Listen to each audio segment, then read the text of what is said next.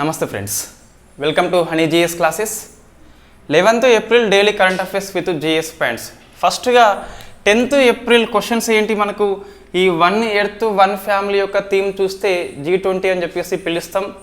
Next Chandrayaan 1, 2, 3 point వరుసగా చూస్తే Jawahar point అని చెప్పేసి అబ్దుల్ కలాం, తిరంగా శక్తి అని చెప్పేసి తిరంగా పాయింట్ అని చెప్పేసి నెక్స్ట్ వస్తుంది శివశక్తి అని చెప్పేసి పిఎం మోడీ పెట్టిన పేరు అవి. సో బెస్ట్ ఆన్సర్ చేసిన వ్యక్తి ఎవరంటే మనకి one of the aspirant Balu CH అని చెప్పేసి ఉన్నాడు. రైట్. సో మనకి ఈరోజు నెంబర్ ఆఫ్ ఆర్టికల్స్ వార్తల్లో ఉన్నాయి. అందులో ఫేమస్ ఆర్టికల్ చూస్తే ముఖ్యంగా 2 ఆర్టికల్స్ ఉన్నాయి. ఫస్ట్ వస్తుంది వెరీ ఫేమస్ క్యూరేటివ్ పిటిషన్ అని చెప్పేసి వార్తల్లో ఉంది, మనం డిస్కస్ చేయాలి వాట్ ఈస్ ద క్యూరేటివ్ అని చెప్పేసి. నెక్స్ట్ చూస్తే ఇండియా అనేది యుఎన్ఓ బాడీస్కి అని చెప్పేసి ఒక 6 బాడీస్కి ఎన్నికైంది. సో వెరీ ఫేమస్ క్వశ్చన్ అండి. ఒకేసారి వరుసగా 6 బాడీస్కి ఎన్నికైంది కాబట్టి టీఎస్పీఎస్సీ, ఏపీపీఎస్సీ కంపల్సరీ ప్రశ్న అడిగేందుకు అవకాశం ఉన్నది. క్రింది వాటిలో ఇటీవల ఇండియా ఏ యుఎన్ఓ బాడీకి ఎన్నికైందని చెప్పేసి ప్రశ్న వస్తుంది, ఏ కాలానికి అని చెప్పేసి గుర్తుపెట్టుకోవాలి. వెరీ ఫేమస్ క్వశ్చన్ అది. రైట్. ఫస్ట్ మనకి చూస్తే సారా సన్ని అని చెప్పేసి వార్తల్లో ఉంది. సో సారా సన్ని మనము లాస్ట్ ఇయర్ డిస్కస్ చేసి ఉన్నాము. సో ఈమె వినికిడి లోపం కలిగి ఉంటుంది. సో సుప్రీంకోర్టులో సైగలతోని వాదించిన ఫస్ట్ లాయర్గా రికార్డు సృష్టించింది లాస్ట్ ఇయర్ లోపల. సో వినికిడి లోపం కలిగి లాయర్గా ప్రాక్టీస్ చేస్తున్న ఫస్ట్ వ్యక్తి అని చెప్పేసి పిలుస్తాం. సుప్రీంకోర్టులో వాదించింది లాస్ట్ ఇయర్లో. ఇప్పుడెందుకు మళ్ళీ వార్తల్లో వచ్చింది అంటే ఈసారి ఈమె కర్ణాటక హైకోర్టులో విజయవంతంగా వాదించింది. కాబట్టి వినికిడి లోపం కలిగి ఉండి సైగల ద్వారా ఏ హైకోర్టులో ఫస్ట్ అంటే మనకి కర్ణాటక హైకోర్టు అని చెప్పేసి వస్తుంది. సో ఎస్, ఫస్ట్ సుప్రీంకోర్టు వస్తుంది, మనకి హైకోర్టులో చూస్తే కర్ణాటక హైకోర్టు అని చెప్పేసి వస్తుంది. రైట్. ఈరోజు క్వశ్చన్ ఏంటి అంటే భారతదేశంలో యాజ్ అండ్ టుడే ఎన్ని హైకోర్టులు ఉన్నాయని చెప్పేసి ఆన్సర్ చేయండి. నెక్స్ట్ చూస్తే హేమంగి సఖి అని చెప్పేసి ఉన్నది. సో హేమంగి సఖి ఒక ట్రాన్స్జెండర్ ఈమె. సో ఈమెది వాస్తవంగా గుజరాత్ రాష్ట్రము. ఇప్పుడెందుకు వార్తల్లో వచ్చింది అంటే ఈమె వారణాసి లోపల లోక్సభ ఎంపీ కోసం అని చెప్పేసి పోటీ చేస్తుంది పిఎం మోడీ మీద, కాబట్టి మనకి వార్తల్లో ఉంది. సో వారణాసి నుంచి పోటీ చేస్తుంది. వెరీ వెరీ ఫేమస్ క్వశ్చన్ ఇది. ప్రశ్న వచ్చేందుకు అవకాశం ఉన్నది పిఎం మోడీ మీద కాబట్టి ఈజీగా అట్రాక్ట్ చేస్తాడు క్వశ్చన్. హేమంగి సఖి వచ్చేసి సో రాష్ట్రం ఏంటి మనకి గుజరాత్, ఎక్కడి నుంచి పోటీ చేస్తుంది వారణాసి అని చెప్పేసి చూసుకోవాలి. ఈమె ఈ భగవద్గీతని బోధించే బోధకురాలుగా పనిచేస్తున్నట్టు వారణాసి లోపల, అందరికీ చాలా ఫేమస్ అని చెప్పేసి మనకు ఆర్టికల్ చెప్తుంది. రైట్. ఇవాళ ప్రశ్న ఏంటి అంటే సో లోక్సభగా నామినేషన్ చేయాలి అంటే అర్హత ఏంటి? సో మీరు ఇన్ఫ్యాక్ట్ ఇక్కడ నేను ప్రశ్నలో ఆప్షన్స్ ఇస్తాను. ఒకటి, భారతదేశంలో నివాసమై ఉండాలి. సెకండ్ ఆప్షన్ మనకి భారతీయ పౌరుడై ఉండాలి. థర్డ్ ఆప్షన్ మనకి ఇన్ఫ్యాక్ట్ ఏ నియోజకవర్గం నుంచి పోటీ చేస్తున్నామో, ఏ నియోజకవర్గము నుంచి పోటీ చేస్తున్నామో సో ఆ నియోజకవర్గంలో నివాసై ఉండాలి. ఆ నియోజకవర్గంలో నివాసి అయి ఉండాలి. ఫోర్త్ మనకి ఇన్ఫ్యాక్ట్ ఓటర్ల జాబితాలో పేరు ఉండాలి. సో ఓటర్ల జాబితాలో పేరు ఉన్న భారతీయ పౌరుడు, భారతీయ పౌరుడు. ఇది మీరు ఆన్సర్ చేస్తే ఇక్కడ మీకు ఇది ఈజీగా అర్థమవుతుంది. సో పుట్టింది గుజరాత్, పోటీ చేసేది వారణాసి కదా. సో ఈ క్వశ్చన్కి ఆన్సర్ చేస్తే మీకు ఇది ఇలా ఉండొచ్చు అని చెప్పేసి ఈజీగా అర్థమవుతుంది. ఏంటి, లోక్సభలో ఈ క్రింది వాళ్ళలో ఎవరు ఎంపీగా నామినేషన్ చేసేందుకు అర్హత కలిగి ఉంటారు? ఒకటి, భారతదేశ నివాసం ఉండే వ్యక్తి అని చెప్పేసి ఉన్నది. రెండో ఆప్షన్ చూస్తే మనకి భారతీయ పౌరుడు అని చెప్పేసి ఉన్నది. థర్డ్ ఆప్షను ఏ నియోజకవర్గం నుంచి పోటీ చేస్తున్నామో ఆ నియోజకవర్గంలో నివాసి అయి ఉండాలని చెప్పేసి ఉన్నది. ఫోర్త్ చూస్తే ఓటర్ల జాబితాలో పేరు ఉండి భారతీయ పౌరుడు అని చెప్పేసి ఉంది. సో నెక్స్ట్ మనకి వెరీ ఫేమస్, ఇది పాలిటీ జిఎస్ కిందికి వస్తుంది. వాస్తవంగా మనము ఇది నోట్స్ రాయలేదు. సో ఎందుకు రాయలేదు అంటే మార్చి 2023 మ్యాగజైన్లో మనకి పాలిటీ సెక్షన్లో ఉన్నది. డిసెంబర్ 16 నుంచి 31, 2022 మ్యాగజైన్లో పాలిటీ సెక్షన్లో ఉంది కాబట్టి 2 times మనకి రాసినాం కాబట్టి మళ్ళీ రాయలేదు. బట్ నేను ఎక్స్ప్లెయిన్ చేస్తాను. So what is the curative petition, ఎందుకు వార్తల్లో వచ్చింది క్యూరేటివ్ పిటిషన్? ఇది మనకు పాలిటీ లోపల ఇన్ఫ్యాక్ట్ కొన్ని ఫేమస్ థీమ్స్ ఉంటాయి కదా, అందులో ఇది ఒకటి one of the famous themes. Right, ఈ థీమ్స్ అనేది పనిచేస్తుంది అంటే, సో మనం థీమ్స్ ముందు క్లాస్ చేస్తే ఎగ్జామ్లో వస్తే గిట్ట సో మళ్ళీ మనం చెప్పుకుంటాం ఇది వచ్చిందని చెప్పేసి నేను చెప్పినని చెప్పేసి, రాకుంటే సపరేట్గా ఉంటాం. కాబట్టి థీమ్స్ మీద ఫోకస్ చేయొద్దు. ఎస్, కొన్ని కోర్ ఏరియాస్ ఉంటాయి, వాటి మీద మనం దృష్టి పెట్టాలి. బట్ సబ్జెక్ట్లో ఉన్నటువంటి అన్ని టాపిక్ని టచ్ చేయాలి ఒకసారైనా కంపల్సరీగా. రైట్, ఎందుకు వార్తల్లో వచ్చింది అంటే ఈ అనిల్ అంబానీ కేసు విషయంలో వార్తల్లో వచ్చింది. ఇన్ఫ్యాక్ట్ మనకి ఢిల్లీ మెట్రో రైల్ కార్పొరేషన్ ప్రభుత్వ రంగ సంస్థ ప్లస్ కాదు ఇక్కడ వర్సెస్ ఇన్ఫ్యాక్ట్ ఈ అనిల్ అంబానీ యొక్క రిలయన్స్ ఇన్ఫ్రా కంపెనీ ఉన్నది కదా, ముఖేష్ అంబానీ కాదు. సో ఈ అనిల్ అంబానీ యొక్క కంపెనీ రిలయన్స్ ఇన్ఫ్రా అని చెప్పేసి పిలుస్తాం. దాని యొక్క అనుబంధ సంస్థ మనకి Delhi airport metro express private limited. So ఈ రెండింటి మధ్య 2008లో ఒక ఒప్పందం జరిగింది అట. ఒప్పందంలో వివాదం వచ్చింది. 2021లో సుప్రీంకోర్టు తీర్పు చెప్పి ఉన్నది. సో తీర్పు చెప్పింది ఆల్రెడీ ఏమని అంటే ఈ డిఎంఆర్సి అనేది డిఏఎంఈపిఎల్కి 8,000 కోట్లు ఇవ్వాలని చెప్పేసి తీర్పు చెప్పింది. సో మన కంపెనీల పేర్లు అవసరం లేదు, ఎన్ని కోట్లు అని చెప్పేసి అవసరం లేదు, అక్కడ ఫోకస్ చేయకండి. నెక్స్ట్ మళ్ళీ ఈ డిఎంఆర్సి ఇన్ఫ్యాక్ట్ రివ్యూ పిటిషన్ చేసింది. So review petition as per 137 article ప్రకారం మనకు ఒక తీర్పు వచ్చినాక 1 మంత్ లోపల మనము పునఃసమీక్ష కోసం అని చెప్పేసి పిటిషన్ దాఖలు చేయవచ్చు. కొన్నిసార్లు 1 మంత్ అని చెప్పేసి కట్టుబడి ఏమి ఉండదు, బట్ మనకి జనరల్ చూస్తే 1 మంత్ అని చెప్పేసి పిలుస్తాం. సో ఇన్ఫ్యాక్ట్ అది కోర్టు యొక్క ఇష్టం, దీన్ని తీసుకోవచ్చు, పోనవచ్చు. సో తీసుకోలేదు.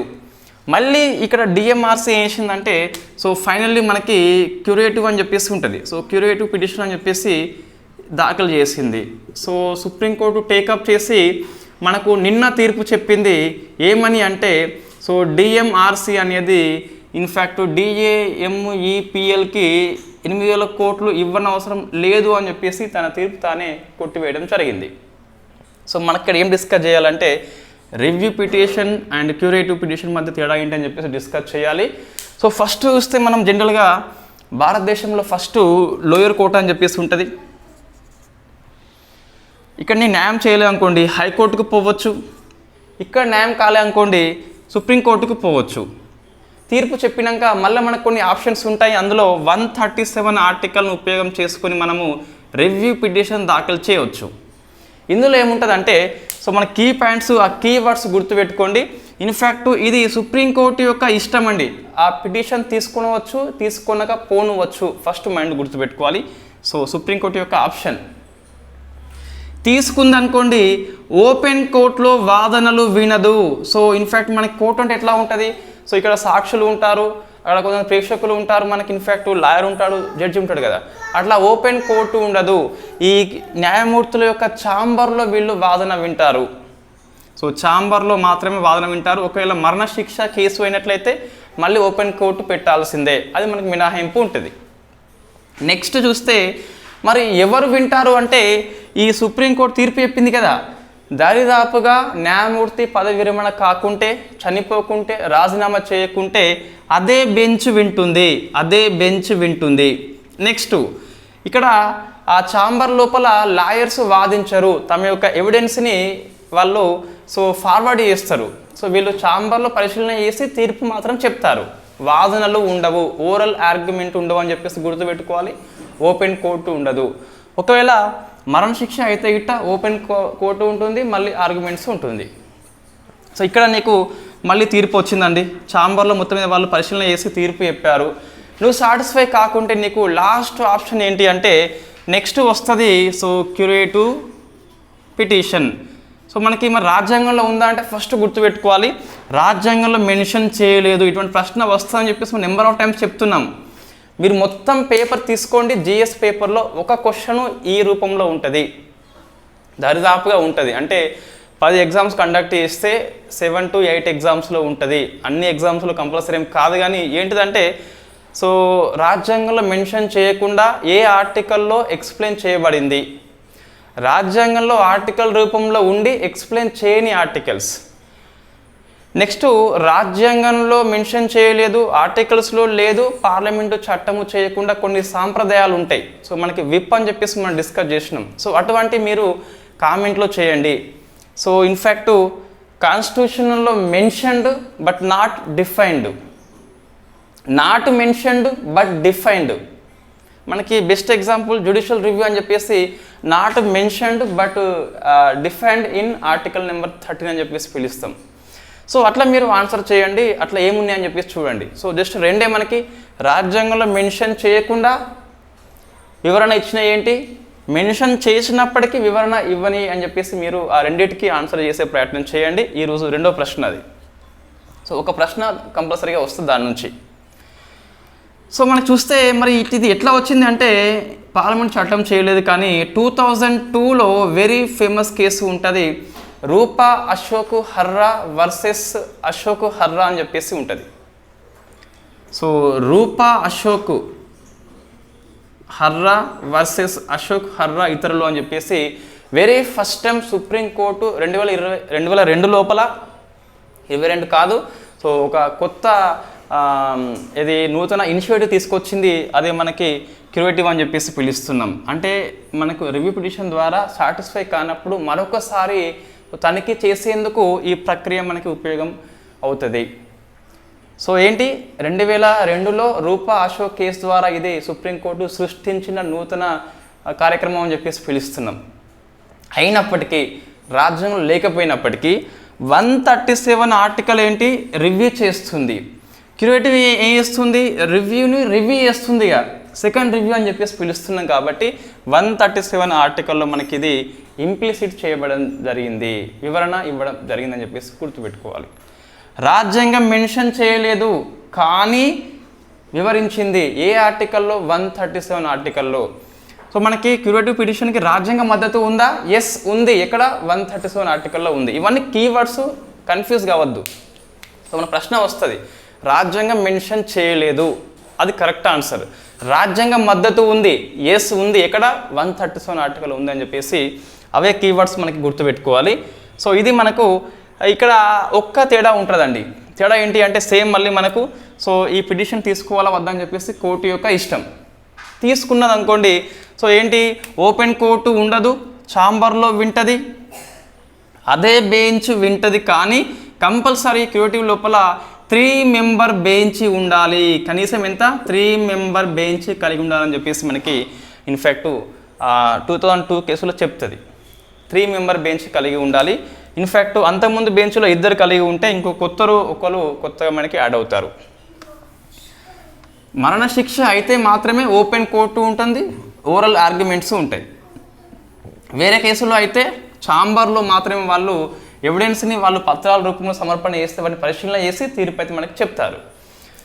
సో ఇవన్నీ ఎందుకు వచ్చినాయి అంటే రాజ్యాంగంలో మనం తనిఖీ చేయాలి, ఏ ఒక్క నిర్దోషి శిక్షించబడద్దు అని చెప్పేసి మనకు న్యాయసూత్రం ఉంటుంది కాబట్టి. సో దానికోసం అని చెప్పేసి ఇవన్నీ పిటిషన్స్ పనిచేస్తాయి. మనకు అనిల్ అంబానీ అని చెప్పేసి లంబానీ గంబానీ ఇక్కడ ఏం అవసరం లేదు, మనకు జిఎస్ పాయింట్ ఆఫ్ లో ఇది అవసరం ఉంటుంది. రైట్. నెక్స్ట్ మనకి శక్తి అని చెప్పేసి ఒక ప్రోగ్రామ్ వార్తల్లో ఉంది. ఇది మనకు ఇవి ఫస్ట్ 3 ఆర్టికల్స్ పాలిటీ అండి. సో శక్తి అనే ఆర్టికల్ మనకి ఆర్ట్ అండ్ కల్చర్ కిందకి వస్తుంది. సో శక్తి అనేది ఏంటి అంటే ఇన్ఫ్యాక్ట్ సంగీత నాటక అకాడమీ యొక్క ప్రోగ్రామ్. సంగీత నాటక అకాడమీ యొక్క ప్రోగ్రామ్ ఏంటిది? సో ఇది festival of music and dance అని చెప్పేసి పిలుస్తాం. దీన్ని హోలీ నవరాత్రి, సో ఏప్రిల్ 9 నుంచి 17 వరకు నవరాత్రి ఉత్సవాలు ఉంటాయని చెప్పేసి ఆ సందర్భంగా దీన్ని కండక్ట్ చేస్తుంది సంగీత నాటక అకాడమీ వచ్చేసి. శక్తి అనగా మనకి so festival of music and dance అని చెప్పేసి పిలుస్తున్నాం. హోలీ నవరాత్రి ఏప్రిల్ 9 నుంచి 17 వరకు అని చెప్పేసి 9 days ఉంటుంది సంగీత నాటక అకాడమీ యొక్క ప్రోగ్రామ్. ఇందులో మొత్తము 7 శక్తి పీఠాల్లో ప్రోగ్రామ్ కండక్ట్ చేస్తుంది. సో ఫస్ట్ మనకి గౌహతిలో ఉన్న అస్సాం స్టేట్ కదా, ఇన్ఫ్యాక్ట్ కామాఖ్య ఆలయము. సో ఇక్కడ స్టార్ట్ అయిపోయి సెకండ్ది మనకి నోట్స్లో ఉన్నది, థర్డ్ది ఉంది, ఫోర్త్ది ఉంది, ఫిఫ్త్ది ఉంది, సిక్స్త్ది ఉంది. మీకు కావాలి అంటే ఇవి చదువుకోండి, బట్ నాకు సజెషన్ ఏంటి అంటే ఇవి అవసరం లేదు. నోట్స్ రాసి పెట్టినా ఓన్లీ రికార్డ్ కోసం అని చెప్పేసి, బట్ అవసరం లేదు. 7th చూస్తే మనకి ఇన్ఫ్యాక్ట్ హర్ష ఇది ఉజ్జయిని లోపల ఉంటుంది. సో ఉజ్జయిని అని చెప్పేసి గుర్తుపెట్టుకోవాలి. హర్షవర్ధ అని చెప్పేసి పిలుస్తాం. ఇన్ఫ్యాక్ట్ ఈ గౌహతిలో స్టార్ట్ అవుతుంది, ఉజ్జయినిలో ఎండ్ అని చెప్పేసి, కామాఖ్య అని చెప్పేసి గుర్తుపెట్టుకోవాలి. ఆ ఆలయం పేరు మన ప్రశ్న వస్తే రావచ్చు. సో హర్సిద్ధి అని చెప్పేసి పిలుస్తామండి. సో 7th మనకి హర్సిద్ధి అని చెప్పేసి ఉన్నది. మిగతా ఇవి అవసరం అంటే తెలిసి అవసరం లేదు. సో చెప్పలేం మళ్ళీ ఎగ్జామ్లో వస్తే ఇట రావచ్చు, మీ ఇష్టం. సో నేనే చదవని వీటిని స్కిప్ చేస్తున్నా. ఓన్లీ గౌహతి అని చెప్పేసి కామాఖ్య ఆలయము, హర్సిద్ధి అని చెప్పేసి ఉజ్జయిని.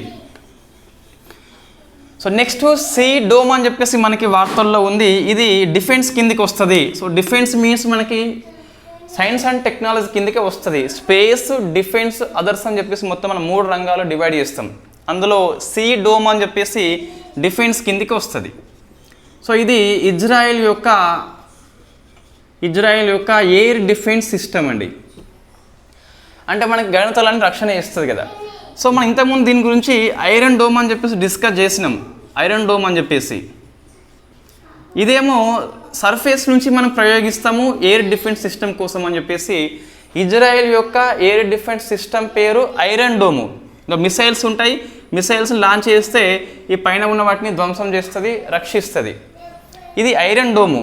సి డోమ్ అంటే ఈ ఐరన్ డోమ్ యొక్క సి వర్షన్ అని చెప్పేసి మనకి ఇవ్వడం జరిగింది హిందూ పేపర్ లోపల.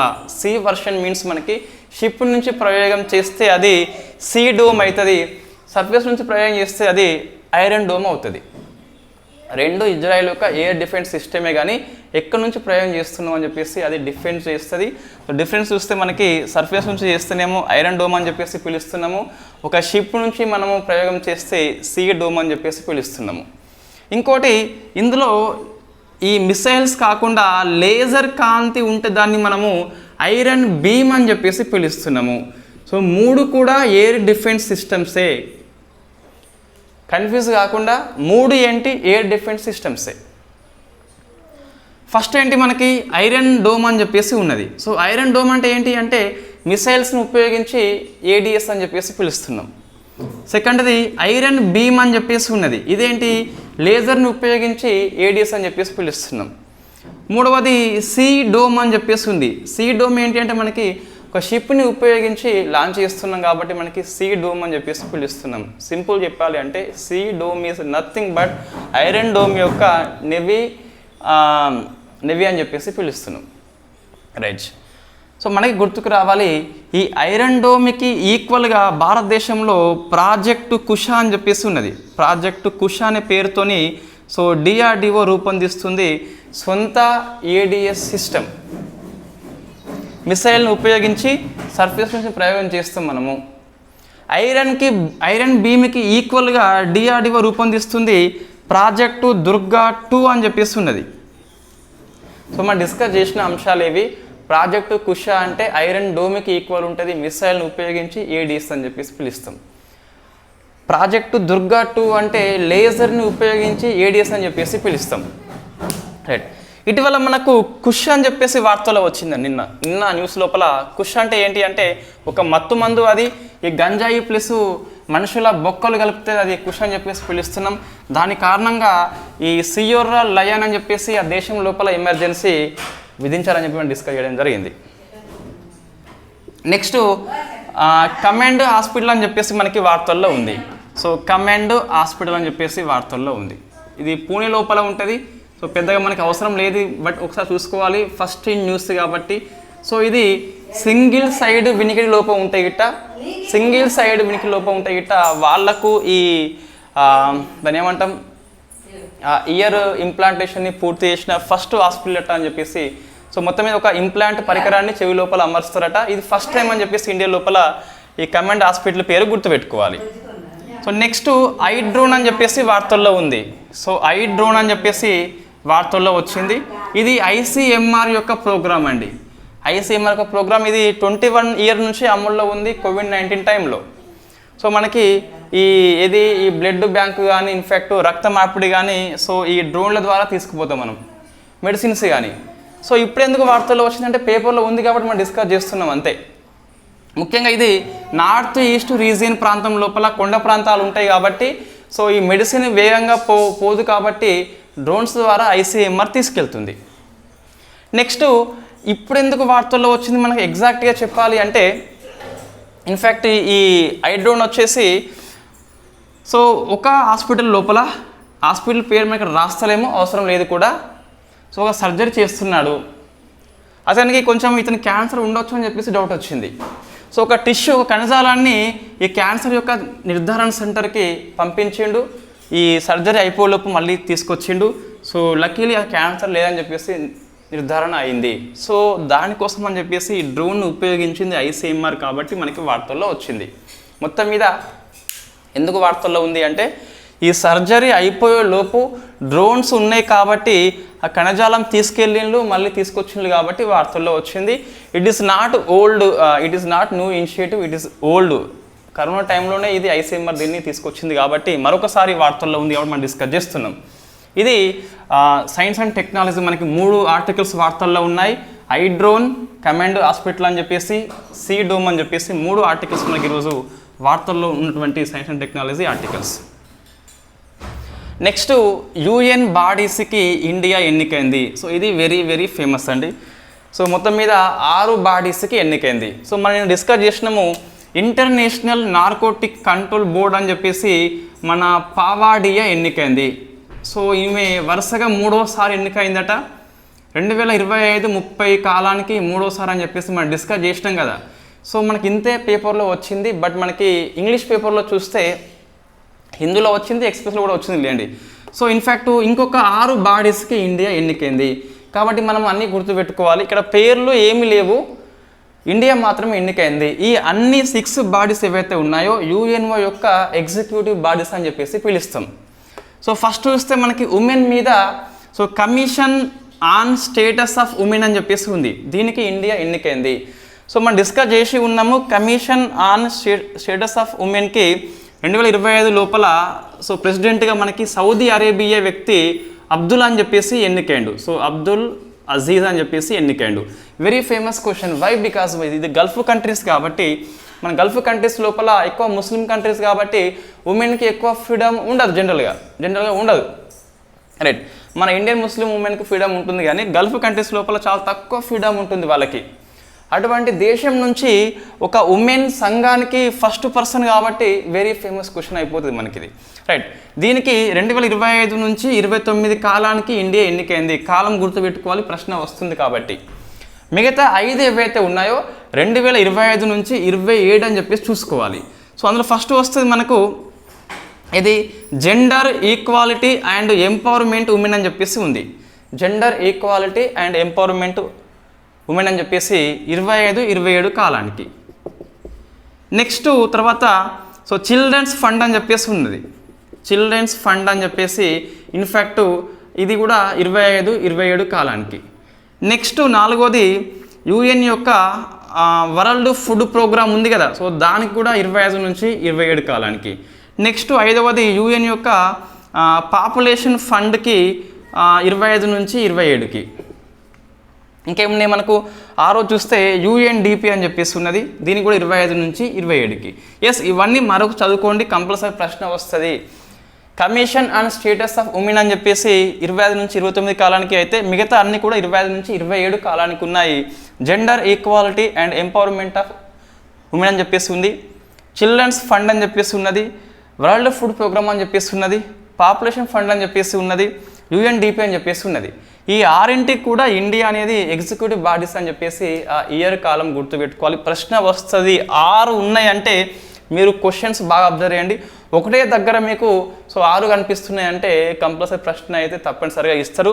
ఇందులో మనకు లేనిది ఏంటని చెప్పేసి ఇస్తాడు, లేదా 4 ఆప్షన్స్ ఇచ్చేసి ఏబిసి అని చెప్పేసి బిసిడి అని చెప్పేసి ఇస్తాడు. కాబట్టి సో బాగా ఫోకస్ చేయాలి. యుఎన్ యొక్క సెవరల్ బాడీస్కి ఇండియా ఎన్నికైంది కాబట్టి ప్రశ్న వస్తే రావచ్చు. నెక్స్ట్ ఇది నిన్నటి ఆర్టికల్ వాస్తవంగా సో పిఐబి న్యూస్ అది ఏంటి, సో ఐపిఈఎఫ్ ఇది మనం నెంబర్ ఆఫ్ టైం డిస్కస్ చేసి ఉన్నాము. ఇండో పసిఫిక్ ఎకనామిక్ ఫ్రేమ్ అని చెప్పేసి పిలుస్తాం. సో దీని కింద ఒక కొత్త ఇన్ఫ్యాక్ట్ సంస్థని క్రియేట్ చేసిండ్రు, అది ఏంటి అంటే so clean economy investment forum అని చెప్పేసి ఉన్నది. So clean economy investment forum అని చెప్పేసి ఉన్నది. ఇది ఐపీఎఫ్కి మొత్తం 4 పిల్లర్స్ ఉంటాయి కదా. సో మనం డిస్కస్ చేసి ఉన్నాము 4 పిల్లర్స్ పేరేంటి అని చెప్పేసి. ఫస్ట్ది మనకు ట్రేడ్ అంటే వాణిజ్యము, ఇందులో ఇండియా మెంబర్గా లేదు. సెకండ్ది సప్లై చైన్. థర్డ్ది మనకు క్లీన్ ఎనర్జీ. ఫోర్త్ది ఫెయిర్ ఎకనమీ అంటే ఈ పన్ను ఎగవేత లాంటివి ఉండద్దని చెప్పేసి. మొత్తం మనకి 4 పిల్లర్స్ ఉన్నాయి కదా. 4 పిల్లర్స్ లోపల అయితే మన పిఐబి న్యూస్లో తప్పు ఇవ్వడం జరిగింది. ఇది క్లీన్ ఎకనమీ అని చెప్పేసి ఇవ్వడం జరిగింది. మనం డిస్కస్ చేసి ఉన్న number of times. So clean economy ఏం కాదు, ఇది క్లీన్ ఎనర్జీ అని చెప్పేసి పిలుస్తాం. సో దాదాపుగా అంతకంతే వస్తుంది, కానీ ఆర్థిక వ్యవస్థ లోపల గ్రీన్ ఎనర్జీని ఉపయోగించాలని చెప్పేసి మనకు అర్థం వస్తుంది. అంటే ఈ క్లీన్ ఎకనమీ దీన్ని ఇన్ఫ్యాక్ట్ మనము ఈ థర్డ్ పిల్లర్ లోపల అంటే పిల్లర్ నెంబర్ 1, 2, 3, 4 అని చెప్పేసి అట్లా ఏం అవసరం లేదు, కానీ మనకు ఈ క్లీన్ ఎనర్జీ లోపల ఏర్పాటు చేస్తున్నాం మనము దీన్ని. సో కాబట్టి మనకి వార్తల్లో ఉంది. అయితే ఈ సిఈఐఎఫ్ని ఎవరు ఏర్పాటు చేస్తున్నారంటే మొత్తం మీద సో ఇన్ఫ్యాక్ట్ ఈ సమ్మిట్ ఇది. సో ఈ సమ్మిట్ని మనకు సింగపూర్ అనేది హోస్ట్ చేసింది. సింగపూర్ అని చెప్పేసి హోస్ట్ చేసింది. So clean energy investment frame వచ్చేసి సింగపూర్ అని చెప్పేసి హోస్ట్ చేసింది. నిర్వహణ ఈ సమ్మిట్ని ఎవరు అంటే ఇన్వెస్ట్ ఇండియా. సో మన సంస్థ కాబట్టి గుర్తుపెట్టుకోవాలి, ఇన్వెస్ట్ ఇండియా అనేది ఈ సమ్మిట్ని కండక్ట్ చేయడం జరిగింది. సో ఇది మనకు ఐపీఎఫ్ అని చెప్పేసి నెంబర్ ఆఫ్ మనం డిస్కస్ చేసి ఉన్నాము. 22nd ఇయర్లో వచ్చింది, 23rd ఇయర్లో కూడా మనకి రావడం జరిగింది. సో ఇయర్ రౌండప్లో మనం దీని గురించి చాలా విశ్లేషణ చేయడం జరిగింది. ఇప్పుడు చూస్తే గిట్ట ఇన్ఫ్యాక్ట్ ఐపీఎఫ్ యొక్క మెంబర్షిప్ కంట్రీస్ ఏంటి అంటే మొత్తం 14 వస్తాయి. వాస్తవంగా ఐపీఎఫ్ ఏర్పాట్లో ఉన్నప్పుడు 13 ఉండే, తర్వాత ఫిజీ అని చెప్పేసి కొత్తగా జాయిన్ అయిపోయింది. సో ఇవి 13 మనం గుర్తుపెట్టుకోవాలన్నా పక్కా గుర్తుపెట్టుకోవాలి. ఏంటి 13 మనకు ఈ క్వాడ్ కంట్రీస్ అని చెప్పేసి 4 ఉంటాయి కదా. సో ఇండియా వస్తుంది, జపాన్ వస్తుంది, ఆస్ట్రేలియా వస్తుంది, ప్లస్ ఇంకోటి యుఎస్ఏ వస్తుంది. ఇవి 4 కంట్రీస్ అని చెప్పేసి మనకి ఈజీగా గుర్తుంటుంది. ఇంకోటి ఈ ఏషియన్ కంట్రీస్ మొత్తం 10 ఉంటాయి కదా మనకు. సో 10 ఏంటి మనకు అంటే ఇన్ఫ్యాక్ట్ బీపీఎల్ వర్గానికి సీఎం సిమ్ కార్డ్ ఇస్తే ఫోన్ లేదంటే టీవీ అని చెప్పేసి కొన్ని ఇచ్చిండు. అట్లా మనకు 10 ఉంటాయి మొత్తం మీద. ఈ 10 లోపల ఒక 3 కంట్రీస్ లేవండి. ఏంటి లేవు అంటే సో లావోస్ లేదు, కంబోడియా లేదు, మయన్మార్ లేదు. మిగిలిన 7 కంట్రీస్ ఉన్నాయి. అంటే ఏముంది, బ్రూనై ఉంది, ఫిలిప్పీన్స్ ఉంది, Singapore, Indonesia, Malaysia, Thailand, Vietnam అని చెప్పేసి మొత్తం మీద 7 కంట్రీస్ ఉంటాయి. ఇవి 7 + 4 ఎంత 11 అయిపోయినాయి కదా. ఇంకేముంది, ఇక న్యూజిలాండ్ ఉన్నది అండ్ కొరియా అని చెప్పేసి ఉన్నది. So Korea means south Korea అని చెప్పేసి అర్థం వస్తుంది. ఉత్తర కొరియా అంటే మనము మెన్షన్ చేస్తాం స్పెషల్గా, రైట్, కొరియా అని చెప్పేసి. దాంతోపాటు మనకి ఇంకేమున్నదిగా ఫిజీ అని చెప్పేసి కొత్త జాయిన్ అయిపోయింది. 14 కంట్రీస్ నేమ్స్ గుర్తుపెట్టుకోవాలి. ఇండో పసిఫిక్ ఎకనామిక్ ఫ్రేమ్ లోపల ఉన్నాయి కాబట్టి సో వెరీ ఫేమస్ ఇనిషియేటివ్ ఇది. చైనాకి అగెనిస్ట్గా ఇండో పసిఫిక్ ప్రాంతం లోపల అమెరికా యొక్క కార్యక్రమం పేరు మనకు ఐపీఈఎఫ్ అని చెప్పేసి పిలుస్తాం. ఇప్పుడు ఈ క్లీన్ ఎకనామీ మీద సింగపూర్ ఒక మీటింగ్ కండక్ట్ చేసింది. ఆ మీటింగ్ని సో ఇండియా అంటే సింగపూర్లో జరిగింది. ఇండియా అనేది ఇన్వెస్ట్ ఇండియా అని చెప్పేసి కండక్ట్ చేయడం జరిగింది. సో ఇది సంస్థ పేరు ఇన్వెస్ట్ ఇండియా, దేశం పేరు ఏంటి, సింగపూర్ అని చెప్పేసి చూసుకోవాలి. ఇది వెరీ ఫేమస్ కూటమి కాబట్టి ఇండియా సభ్యత్వం ఉంది కాబట్టి ప్రశ్న వస్తుంది. మళ్ళీ పిఐబి న్యూస్లో వచ్చింది కాబట్టి వెరీ ఫేమస్ అని చెప్పేసి చెప్పొచ్చు. Next recycling of electric vehicles batteries అని చెప్పేసి ఒక ఒప్పందం చేసుకున్నారు యూరోపియన్ యూనియన్ను ఇండియా. సో ఇది టీటీసీలో భాగంగా జరిగింది. ఏంటి, రీసైక్లింగ్ చేయాలి దేన్ని, ఎలక్ట్రిక్ వెహికల్ యొక్క బ్యాటరీ అని చెప్పేసి. ఎలక్ట్రిక్ వెహికల్స్ సో ఇండియా ఎక్కువ ఇంపార్టెన్స్ ఇస్తుంది కాబట్టి ఈ ఒప్పందం అనేది వెరీ ఫేమస్. అందులో పిఐబి సోర్స్ కాబట్టి వెరీ వెరీ ఫేమస్, రైట్. ఇటువంటి మనకి పేపర్లో ఎక్కువ అట్రాక్ట్ చేయాయి. అతి పెద్ద, అతి చిన్న, పొడవైంది అనగానే మనకి ప్రశ్న వస్తుంది అనిపిస్తుంది, కానీ ఇటువంటి ప్రశ్న కూడా వస్తాయి. గవర్నమెంట్ యొక్క పాలసీ మీద ప్రశ్న వస్తుంది.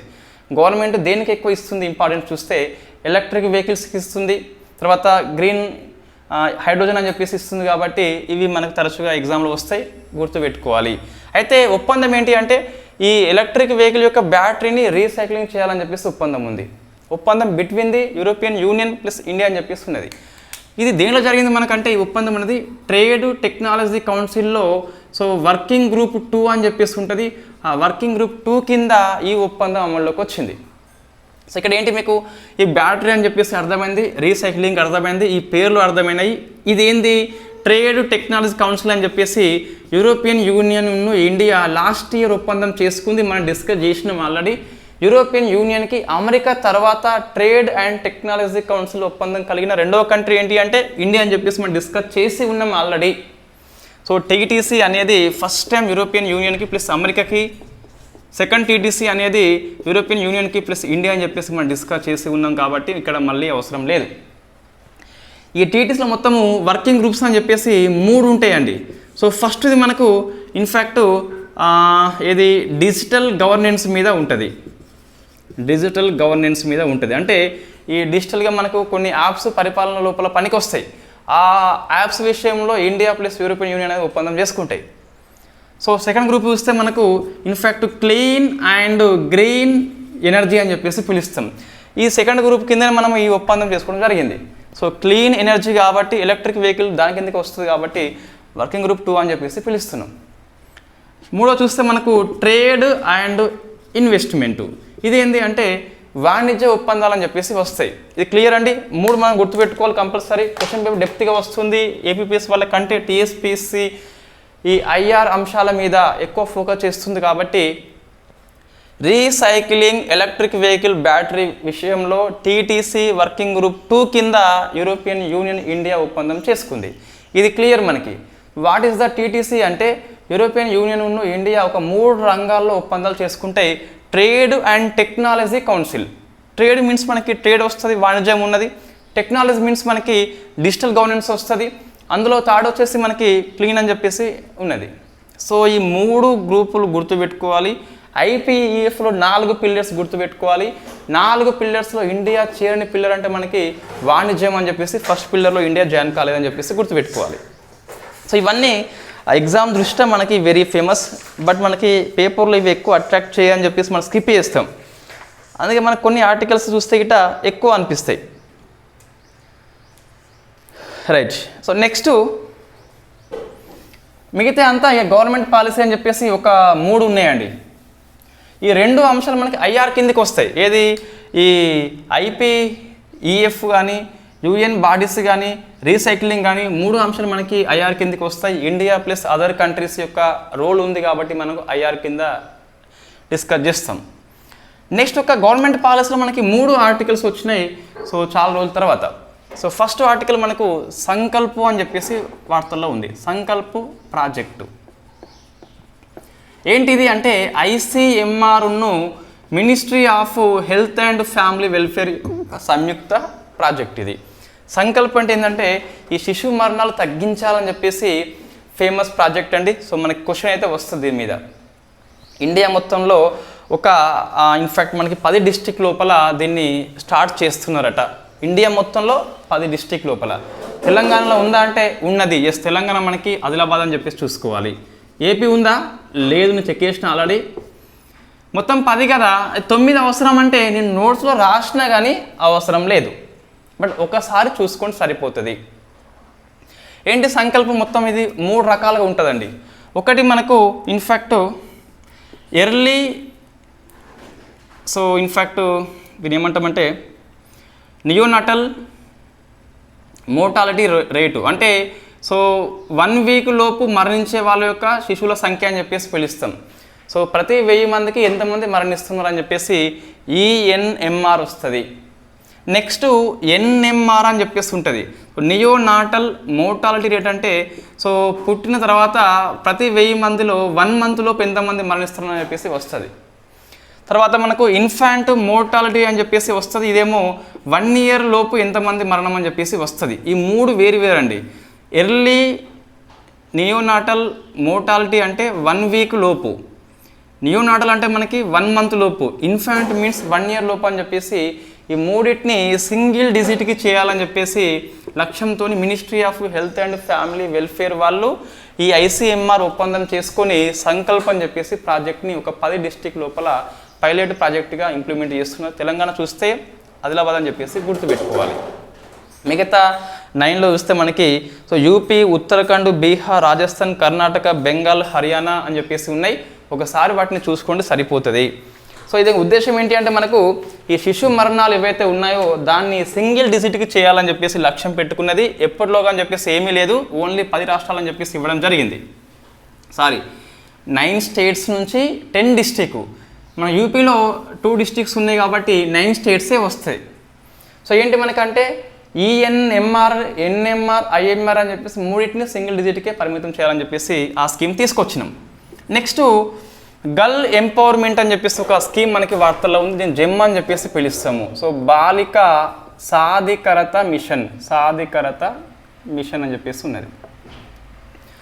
గర్ల్ ఎంపవర్మెంట్ అని చెప్పేసి పిలుస్తున్నాం.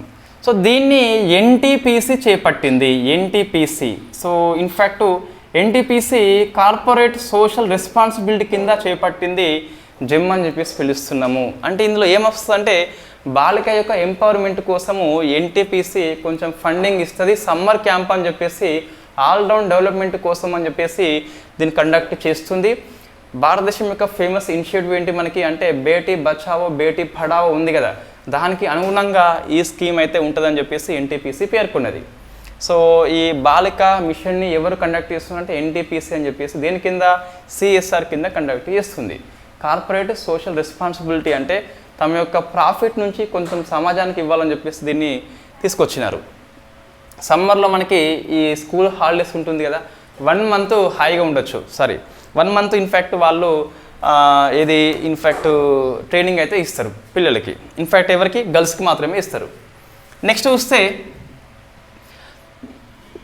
తర్వాత సో క్లస్టర్ డెవలప్మెంట్ ప్రోగ్రామ్ సురక్ష అని చెప్పేసి మరొక ఇనిషియేటివ్ వార్తల్లో ఉంది. సో క్లస్టర్ డెవలప్మెంట్ ప్రోగ్రామ్ సురక్ష అని చెప్పేసి పిలుస్తున్నాము. సో దీని కింద మనకు ఉద్యానవన పంటలు డెవలప్మెంట్ చేస్తారు. సో మొత్తం మీద మనకు దీని కింద హార్టికల్చర్ కింద 55 డిస్ట్రిక్ట్లను ఎంపిక చేస్తే పైలట్ బేస్లో ఒక 12 డిస్ట్రిక్ట్ సెలెక్ట్ చేయడం జరిగింది. ఆ 12 లోపల తెలంగాణది ఒకటి ఉంది, ఏపీది ఒకటి ఉన్నది. ఏంటిది అంటే సో ఏపీ చూస్తే మనకి తెలంగాణ చూస్తే మహబూబ్ నగర్ ఉన్నది. దేనికోసం అంటే మ్యాంగో కోసం అని చెప్పేసి ఉన్నది. ఏపీలో అనంతపురం అని చెప్పేసి బనానా కోసం ఉన్నది. సో ఈ 2 డిస్ట్రిక్ట్ పేరు గుర్తుపెట్టుకోవాలి. హార్టికల్చరల్ ఆ భౌగోళిక ప్రాంతం బట్టి పండ్ల తోటలు ఎక్కువ వస్తాయని చెప్పేసి ఆ ప్రాంతాలు సెలెక్ట్ చేయడం జరిగింది. అవుట్ ఆఫ్ 55లో మనకి 12 అని చెప్పేసి ఫస్ట్ ఫేజ్లో ఉంటాయి.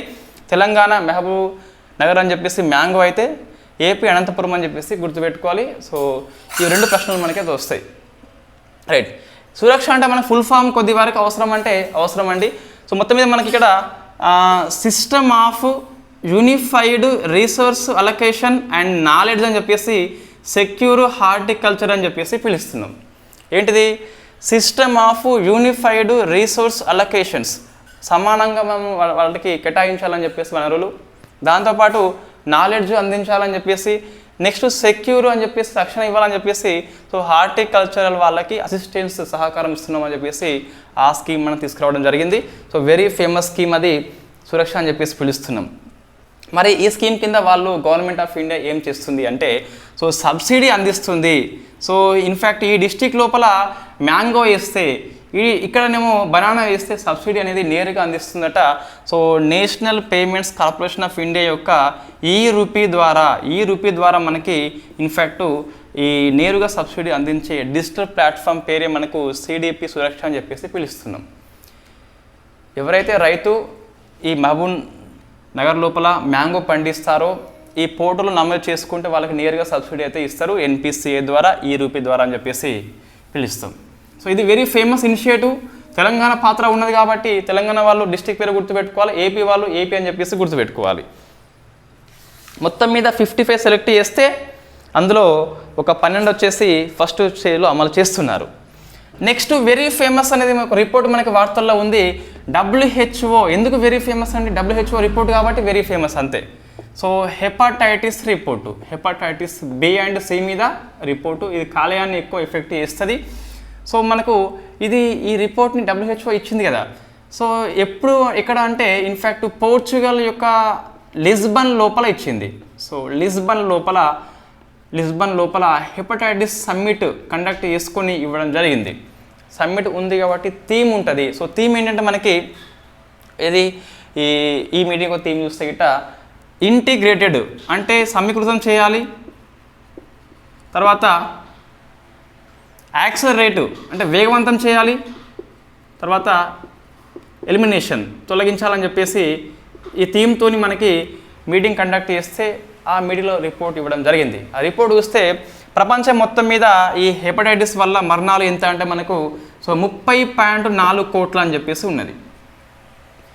First rank goes to China 8.3 కోట్లు అయితే second rank goes to India అని చెప్పేసి ఇన్ఫ్యాక్ట్ 3.5 కోట్లు అని చెప్పేసి ఉన్నది. సో మా ఇండియా సెకండ్ ర్యాంక్ కాబట్టి గుర్తుపెట్టుకోవాలి. సో ఇక్కడ ప్రపంచంలో మొత్తము ఈ కేసెస్ సంఖ్య ఇది. మరణాలు చూస్తే గిట్ట 13 లక్షల మంది మరణించారు. సో మనకి ఈ అంటువ్యాధులలో చూస్తే గిట్ట ఈ టీబీ తర్వాత క్షయ తర్వాత రెండవది అని చెప్పేసి WHO పేర్కొన్నది. సో మనకి ప్రశ్న వస్తే రావచ్చు, సెకండ్ కాబట్టి టీబీ ఫస్ట్ అని చెప్పేసి గుర్తుపెట్టుకోవాలి. సో ఇక్కడ ఏంటి అంటే హెపటైటిస్ అనేది మనకు కాలేయాన్ని ఎక్కువ ఎఫెక్ట్ చేస్తుంది. ఇది బి కేటగిరీ అని చెప్పేసి పిలుస్తాం, సి అని చెప్పేసి పిలుస్తాం. సో పోర్చుగల్లో లిస్బన్లో మీటింగ్ పెట్టుకుని ఒక థీమ్ ఉన్నది. థీమ్తో మనం రిపోర్ట్ ఇవ్వడం జరిగింది. రిపోర్ట్లో చూస్తే చైనా ఫస్ట్ అని చెప్పేసి ఇండియా రెండో అని చెప్పేసి ఉంది. నెక్స్ట్ స్పోర్ట్స్ కరెంట్ అఫైర్స్ మనకి సుమిత్ నాగల్ అని చెప్పేసి వెరీ ఫేమస్ టెన్నిస్ ప్లేయర్ వార్తల్లో ఉన్నాడు. ఇతను క్లే కోర్టు మీద ఫస్ట్ విజయం సాధించిన వ్యక్తిగా రికార్డు సృష్టించిండు. సో క్లే కోర్టు మీద ఇంతవరకు ఇండియన్ ప్లేయర్ ఎవరు విజయం సాధించలేదు. ట్రోఫీ కాదు, మ్యాచ్ మాత్రమే గెలిచిండు ఇటలీ వ్యక్తి అర్నాల్డీ మీద. సో మనకి ఆ టోర్నమెంట్ పేరు ఏంటి అంటే రోలెక్స్ మాంటే కార్లో అని చెప్పేసి పిలుస్తాము. సో రోలెక్స్ మాంటే కార్లో అని చెప్పేసి ATP masters 1000. So ATP masters 1000 tournament లోపల సుమిత్ నాగలు క్లే కోర్టు మీద, క్లే కోర్ట్ అంటే మనకి ఇన్ఫ్యాక్ట్ ఈ ఫ్రెంచ్ ఓపెన్ అని చెప్పేసి వస్తుంది. Nadal very famous. సో మట్టి కోర్ట్ అని చెప్పి మొత్తం ఎర్ర మట్టి అని చెప్పేసి ఉంటుంది. సో చాలా హార్డ్ ఉంటుంది అది కోర్ట్ అది. సో దాని మీద ఫస్ట్ విజయం కాబట్టి ఇండియా వ్యక్తి ఎవరు మనం గుర్తుపెట్టుకునే అవసరం ఎంతైనా కనిపిస్తుంది. ఇవి ఈరోజు కరెంట్ అఫైర్స్. ఇందులో ఇంపార్టెంట్ అంశాలు చెప్పాలి అంటే సో ఫస్ట్ అయితే ఈ యూఎన్ బాడీస్ ఉన్నాయి కదా. సో కంపల్సరీ ఎవరైనా డిఎస్సి అయినా టీఎస్పీ అయినా యూపీఎస్సీ అయినా ఏపీఎస్సీ అయినా కంపల్సరీ గుర్తుపెట్టుకోవాల్సిందే.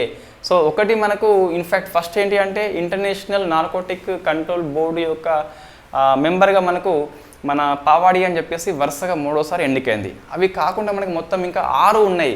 సో 6 లోపల commission on status of women అని చెప్పేసి 29 నాటికి అయితే మిగతా అన్ని 27 అని చెప్పేసి గుర్తుపెట్టుకోవాలి. సో పాపులేషన్ ఫండ్ ఉంది, వరల్డ్ ఫుడ్ ప్రోగ్రామ్ ఉంది, యుఎన్డిపి ఉంది, జెండర్ ఎంపవర్మెంట్ అని చెప్పేసి ఉన్నది. నెక్స్ట్ చూస్తే ఇంకొకటి ఫేమస్ ఏంటి అంటే హేమంగ్ సఖి అని చెప్పేసి గుర్తుపెట్టుకోవాలి. సో మనకి వారణాసి లోపల పిఎం మోడీ మీద పోటీ చేస్తుంది. సారా సన్ని అని చెప్పేసి వెరీ ఫేమస్. అది ఇన్ఫ్యాక్ట్ కర్ణాటక హైకోర్టు లోపల వాదించిన ఫస్ట్ వినికిడి లోపం గల వ్యక్తి అని చెప్పేసి చూసుకోవాలి. హైకోర్టులో ఫస్ట్ మన కర్ణాటక హైకోర్టు అని చెప్పేసి వస్తుంది.